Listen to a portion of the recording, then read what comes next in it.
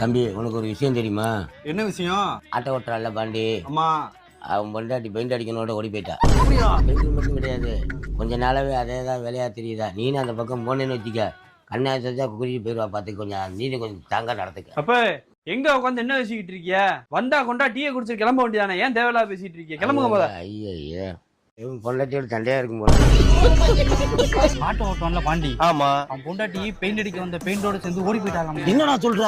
ஆமாண்ணே, டீ கடையில் உட்காந்து அதான் பேசிட்டு இருக்காங்க. நம்ம பாண்டு இருக்கான ஆட்டோவர் பாண்டு அவன் பொண்டாட்டி வீட்டுக்கு பெயிண்ட் அடிக்க வந்து பெயிண்டோட ஓடி போயிட்டாலையா. உனக்கு யாரையா சொன்னா? வீட்டில் கூட இதாயா பேச்சு, உனக்கு தெரியாதா? யோ, என்ன அவன் பொண்டாட்டி பெயிண்ட் அடிக்க வந்த பெயிண்டோட ஓடி போயிடுச்சான்? கத்தாதடா. நானே இந்த விஷயம் வெளியே தெரியக்கூடாதுன்னா எனக்குள்ளேயே போட்டு புதைச்சிட்டேன்டா. ஊருக்கே தெரியுமியா? யாரா சொன்னா? அந்த டீ கடைக்காரன் டீயை போட்டு கொடுத்து எல்லாத்தையும் சொல்லிக்கிட்டு இருக்கான். என் சட்டையை பிடிக்காம போய் அவன் சட்டையை